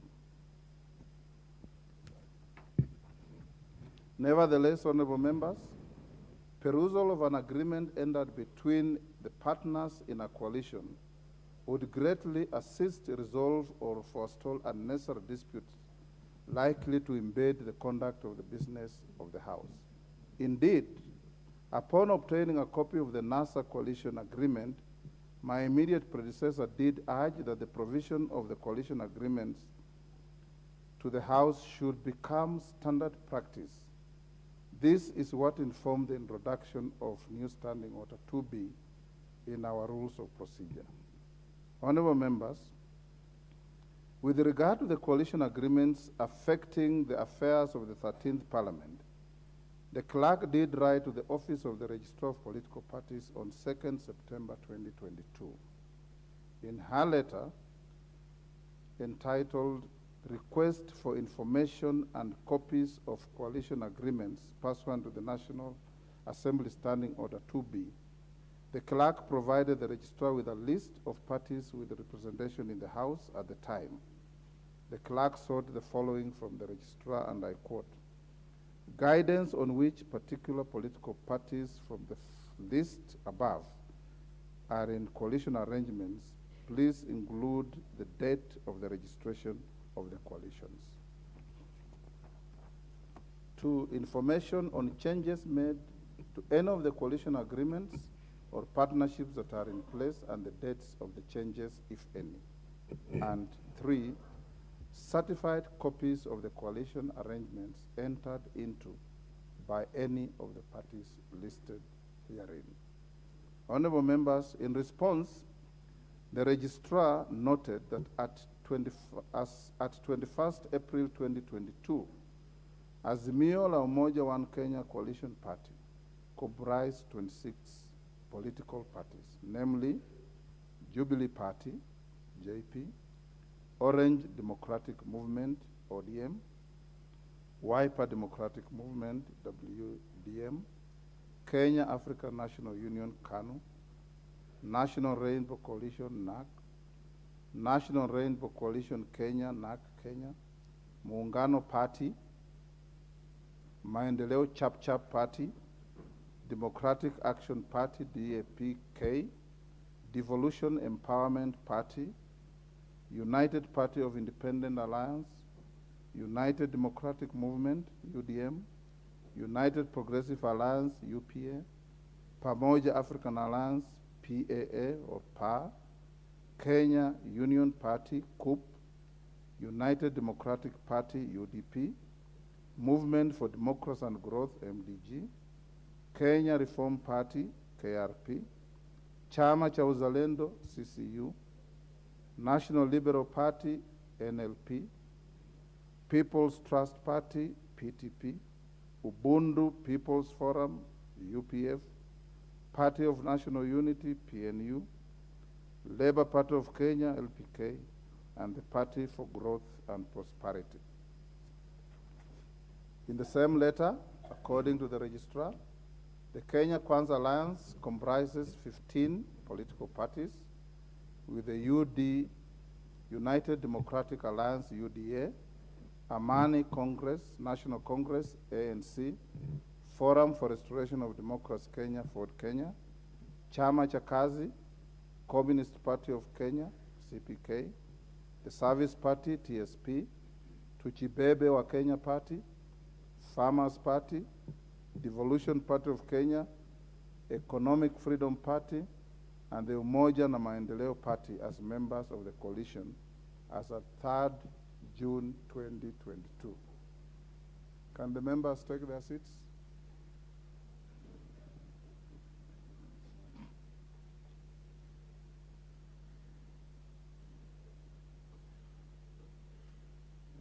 Honorable members, the letter further notes that the Democratic Party, the National Agenda Party of Kenya, the Grand Dream Development Party, and Chama cha Mashinani effectively became members of the coalition on 5th September 2022.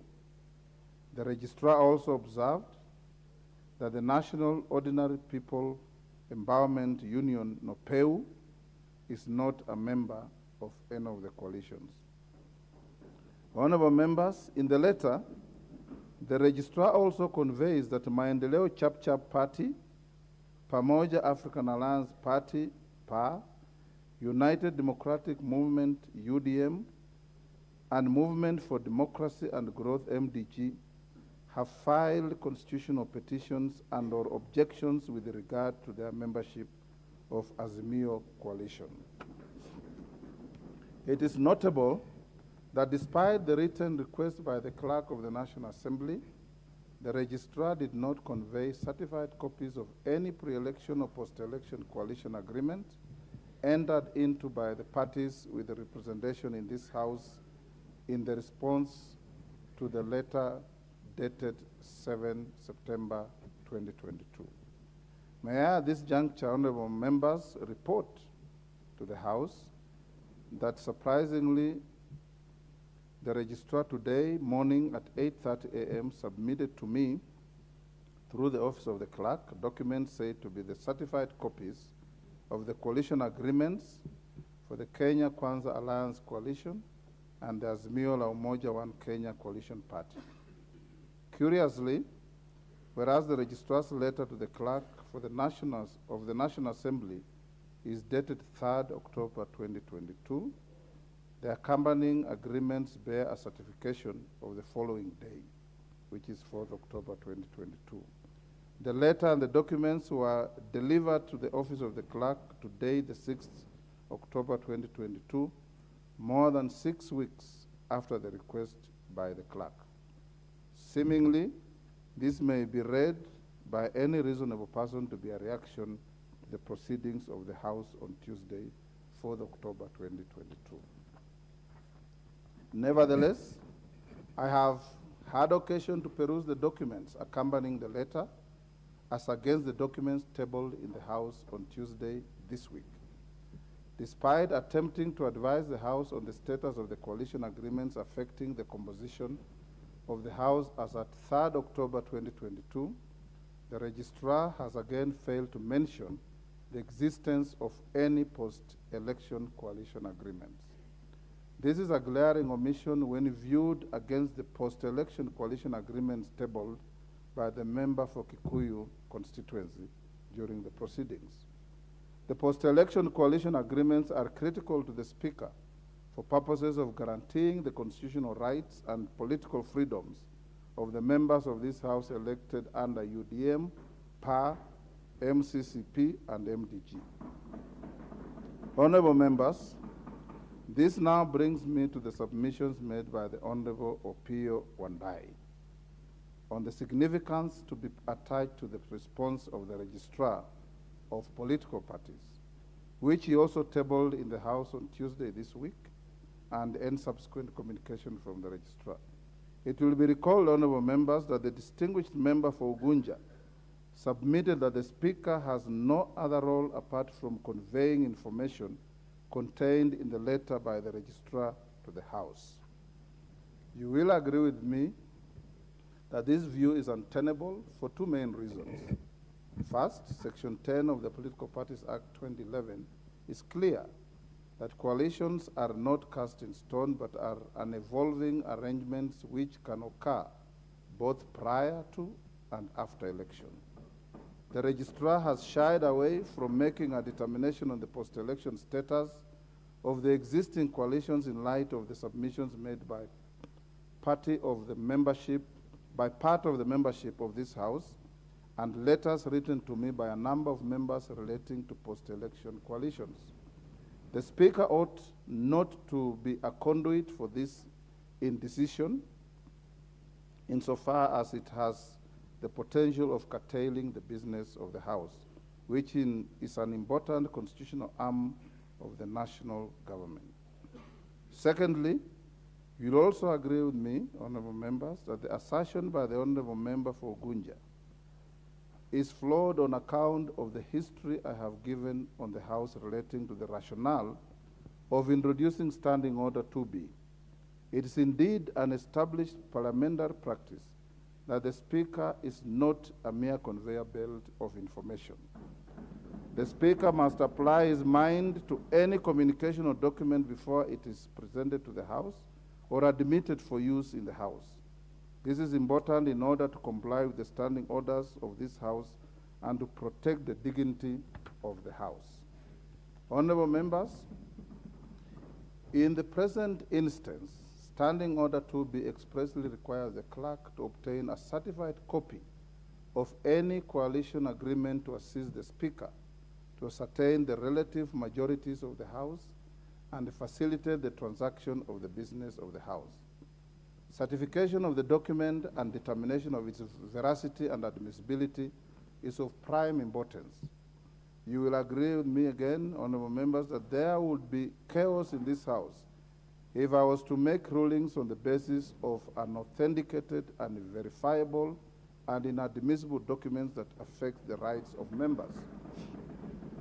Honorable members, I do note that unless the Political Parties Act is amended or the House exercises its powers to call for evidence under Article 125 of the Constitution, there currently exists no express statutory obligation to the Registrar to furnish the House with the coalition agreements as contemplated under Standing Order 2B.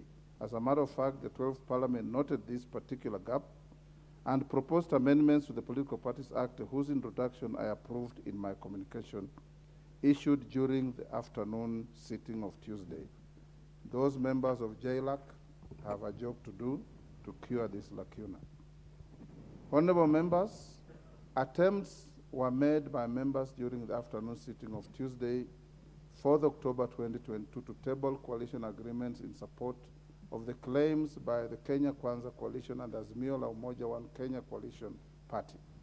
You will recall that I ruled the documents tabled by the Honorable Junet Mohammed as inadmissible owing to the inconsistencies that were apparent on the face of the document.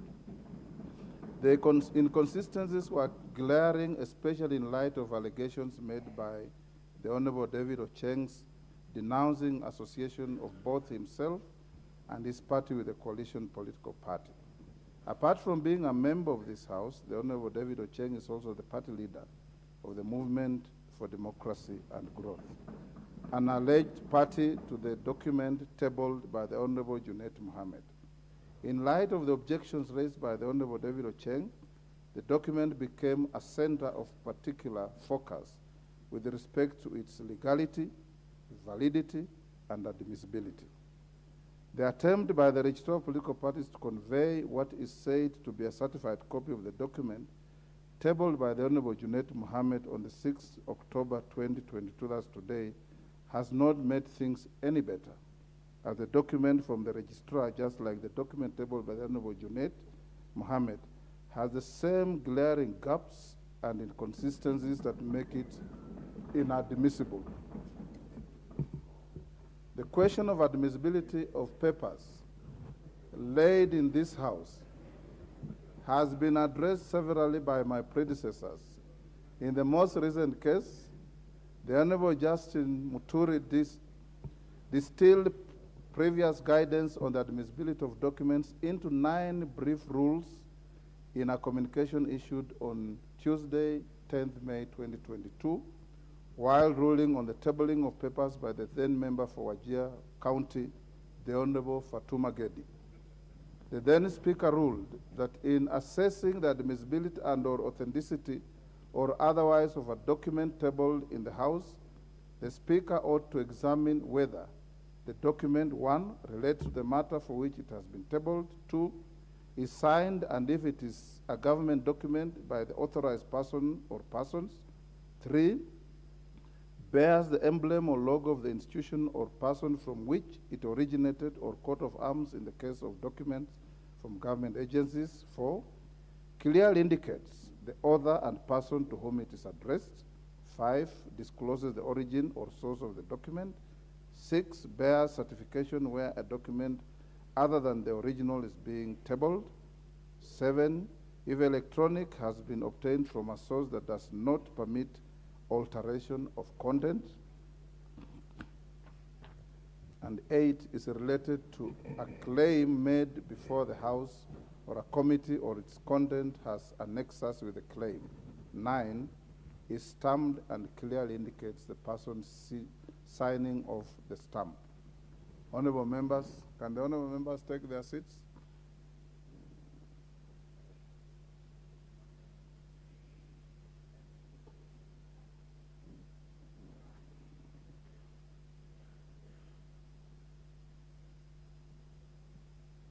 Honorable members, a perusal of the document tabled by the Honorable Junaid Mohammed and the version conveyed by the Registrar of Political Parties reveals glaring inconsistencies in both documents. With regard to signatures, there is no uniformity in the manner in which the various pages of the documents have been signed off or initialed. Some pages in the documents contain fewer signatures than others, while page 3 of both documents in particular contain signatures that are hardly visible. The pagination of the two documents is also inconsistent. Order, honorable members. The pagination of the two documents is also inconsistent. Page 1 to 22 bear page numbers. Several pages with signatures bear no page numbers, and a paginated page appears randomly between unpaginated pages. I'm inclined to think that these are superimpositions. Honorable members, may I at this point bring to the attention of the House that several members say to belong to the Azimio la Umoja One Kenya Coalition Party have formally written to my office to denounce the association with the party. In a letter dated 9th September 2022 and received by my office on 22nd September 2022, the member for Ugenya constituency, the Honorable David Ocheng, wrote to convey the decision of his party, the Movement for Democracy and Growth, to terminate its membership with the Azimio la Umoja One Kenya Coalition Party. In the letter, the Honorable Ocheng also noted that his party is now a member of Kenya Kwanza Coalition. Honorable members, in letters received by my office on 21st and 22nd September 2022, the Honorable Kenneth Charo, the Honorable Gonzi Rai, and the Honorable Anton Kenga, who were all elected to Parliament on the Pamoja African Alliance party ticket, formally distanced themselves and their party from any association with the Azimio coalition.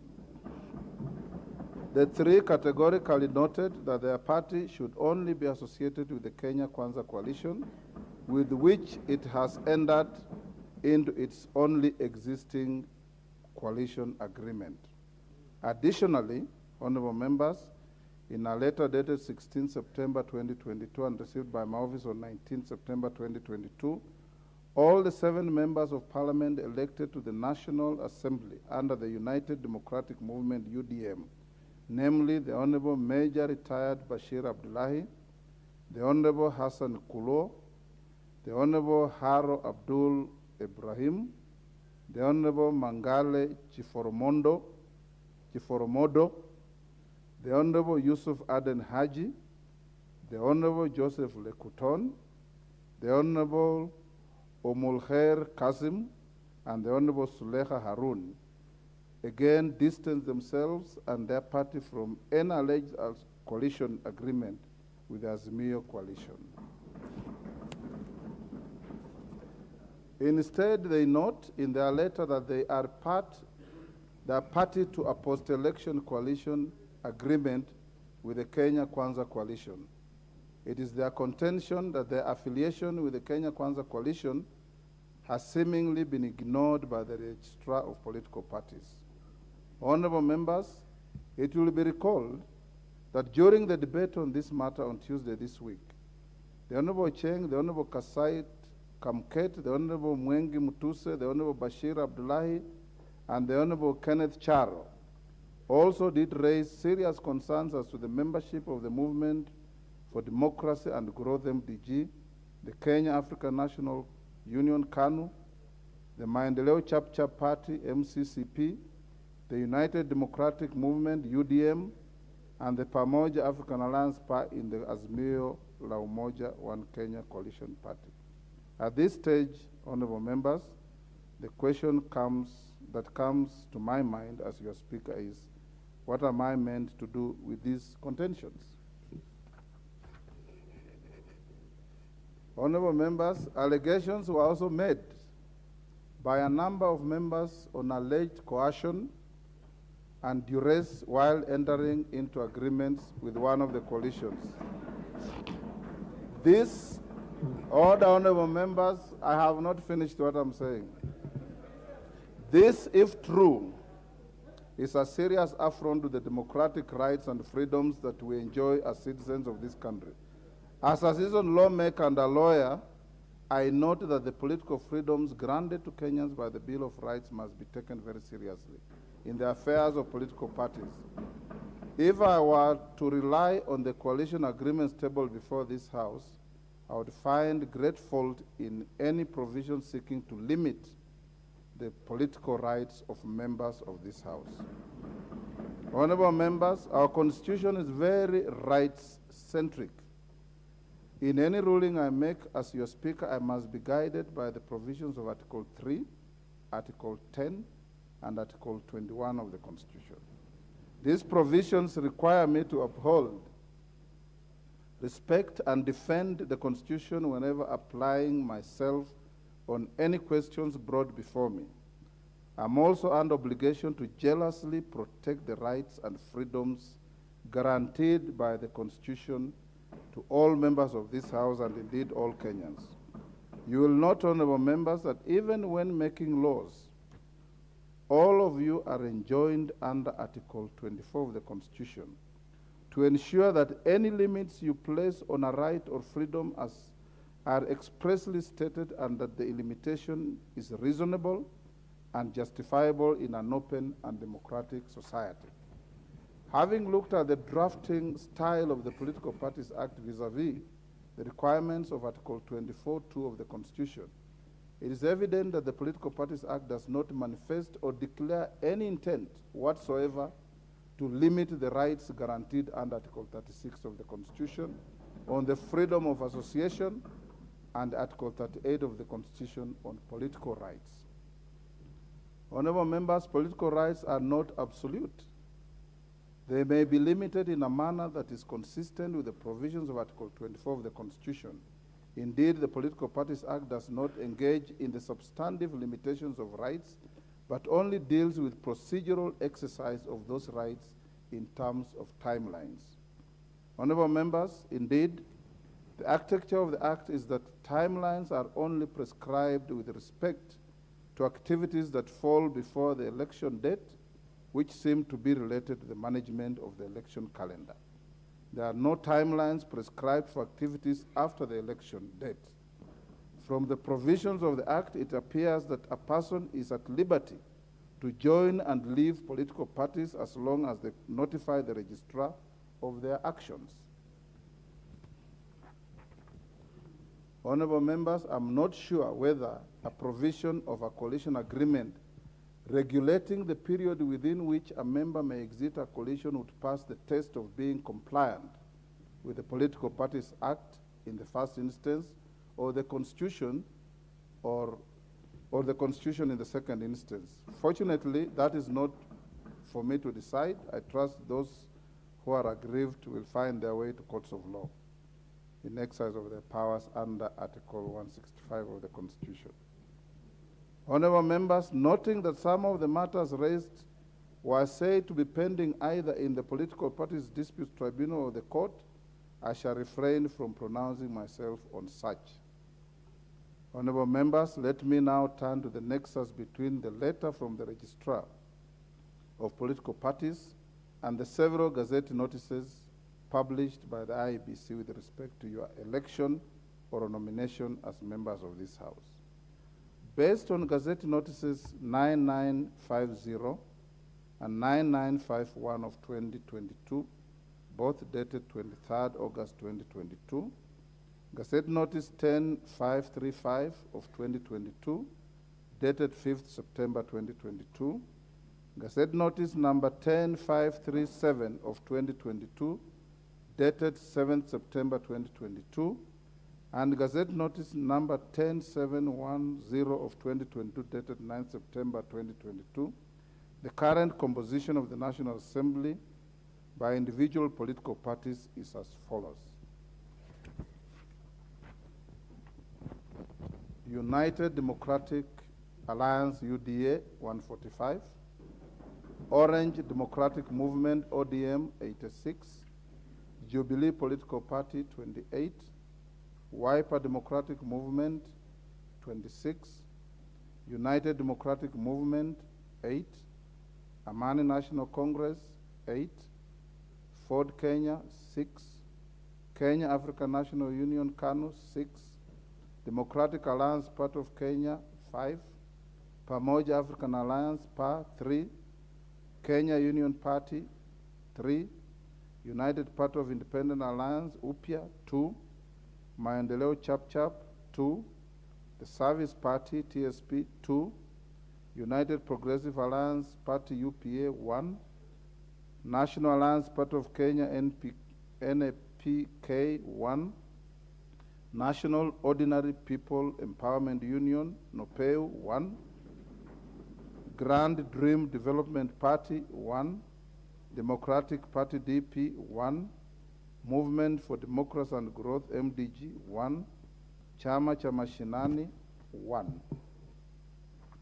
Honorable members, reference to the letter by the Registrar of Political Parties will give the cumulative number of the members of the constituent parties of what the Registrar refers to as the Azimio la Umoja One Kenya Coalition Party as 171 members and against 165 members of the constituent parties of what the Registrar refers to as the Kenya Kwanza Alliance.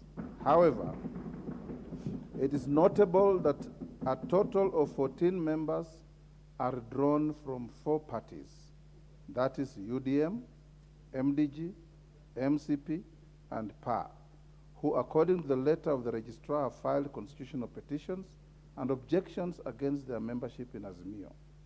This implies that the letter from the registrar may not be used to compute the membership of the majority and minority parties by dint of the admission contained in it on the existing constitutional petitions and objections.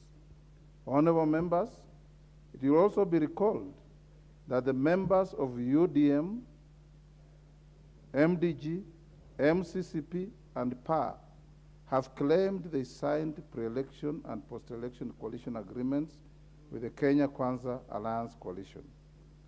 Cumulatively, the membership of the 4 parties in this House is 14. If these members were to be added to the 165 members of the initial constituent parties of Kenya Kwanza Coalition, the coalition would comprise a total of 179 members.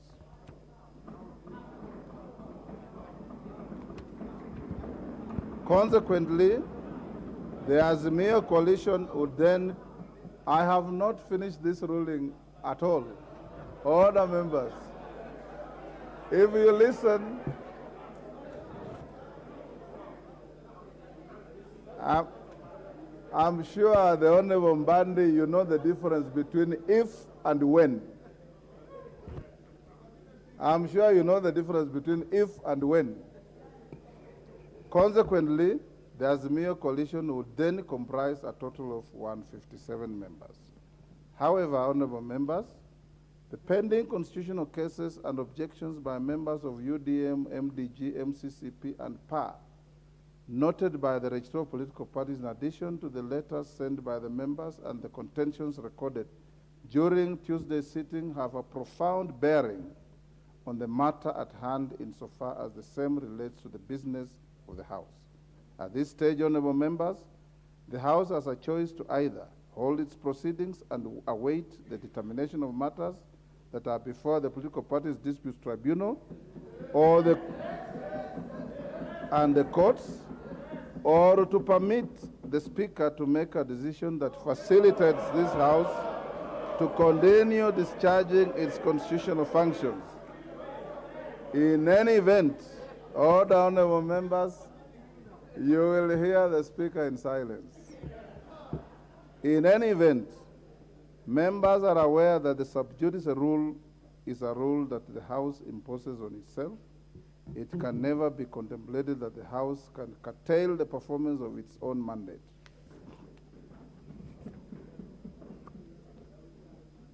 Can the honorable members at the bar take their seats?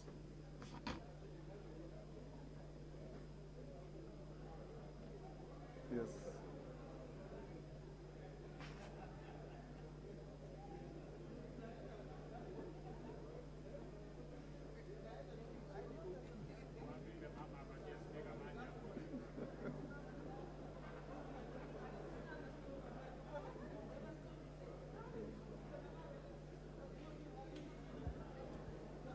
Honorable members,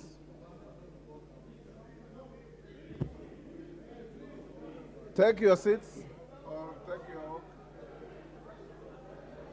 I've given you.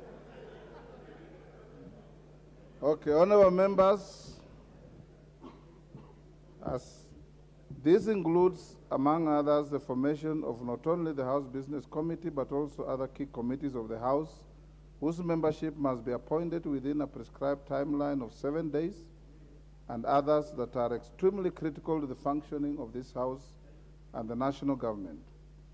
Honorable members, the committees that ought to be constituted within 7 days include the following: the House Business Committee, which determines, prioritizes, approves the business to be considered by this House under Standing Order 171. The Committee on Selection, which is responsible for nominating members to serve in committees under Standing Order 172. The Committee on Appointments, which is responsible for vetting of persons nominated to serve as Cabinet Secretaries under Article 152(2) of the Constitution.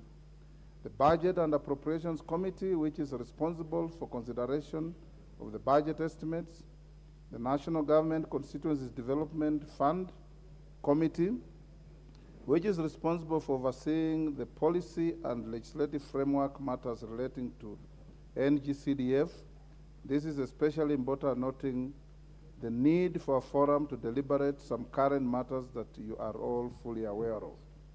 Honorable members, the disclosure by the registrar relating to the petitions and objections, the letters by the members of the four parties, the oral objections raised in this House, and the need to promote the continuity of the business of the House while respecting the due process of the courts of law, presents this House with a complex situation that requires balanced consideration of the intent and philosophy behind the provisions of Article 108 and Article 124 of the Constitution.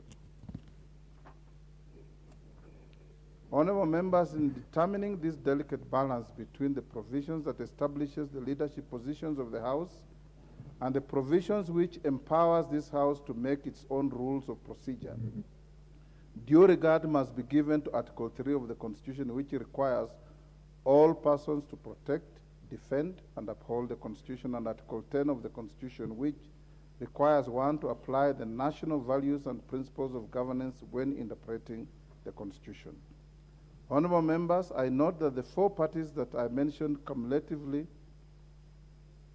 comprise 14 members. The members elected this House under the four parties have exercised their freedom of association under Article 36 of the Constitution. They have already migrated to the Kenya Kwanza Alliance, both in writing and in action. The parties are already enjoying the benefits accruing from their membership of the Kenya Kwanza Coalition.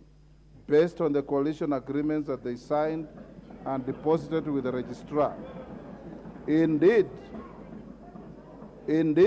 honorable members, as noted earlier, the 14 members have written to me, distancing themselves and their parties from the Azimio coalition, and have called upon the Speaker to recognize their coalition agreement with Kenya Kwanza with respect to the business of this House. I also did note the verbal representation made by the 14 members during the debate on the Tuesday, the 4th of October. Honorable members, I started by noting the sentiments of the Honorable John Badi on the fact that the members comprising the leadership of Kenya Kwanza Coalition and the Azimio la Umoja One Kenya Coalition Party was not